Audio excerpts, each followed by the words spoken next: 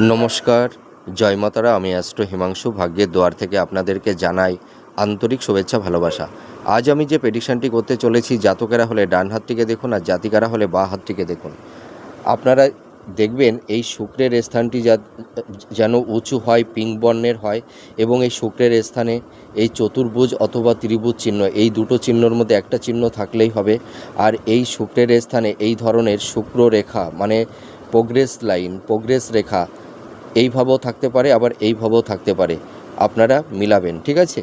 তার মানে দুটো চিহ্নর মধ্যে একটা চিহ্ন থাকলেই হবে, আর এই ধরনের রেখা থাকতে হবে, লম্বালম্বি কোনো রেখা থাকতে হবে, প্রোগ্রেস রেখা। আর এবার বৃহস্পতির স্থানটি মিলাবেন। এই বৃহস্পতির স্থানটি উঁচু থাকতে হবে, একটু পিঙ্ক বর্ণের থাকতে হবে।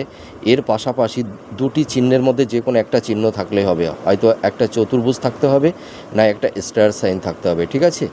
কারণ একসঙ্গে সকলের তিনটি চিহ্ন বা দুটি চিহ্ন একটা ক্ষেত্রে থাকে না। তা আপনারা এইখানে এই দুটির মধ্যে একটা মিলাবেন। আর যদি এখানে যদি কারুর ত্রিভুজ চিহ্নও থাকে তাহলেও চলবে, ঠিক আছে? এই তিনটি চিহ্নের মধ্যে একটি চিহ্ন মিলাবেন এবং সুন্দর একটা সুদীর্ঘ ভাগ্যরেখা থাকতে হবে। এই ভাগ্যরেখাটি একদম শনির ক্ষেত্র পর্যন্ত পৌঁছে যাবে, এতে কোনো কাটাকাটি চিহ্ন থাকলে চলবে না। সুন্দর একটা ভাগ্যরেখা। এর পাশাপাশি এই ভাগ্যরেখা থেকে একটা সুন্দর মানে একটা রেখা, এটাকে আমরা বিজনেস রেখা বলে থাকি। এই রেখাটি যদি একদম বুধের ক্ষেত্র পর্যন্ত চলে যায় তাহলে অতীব শুভ।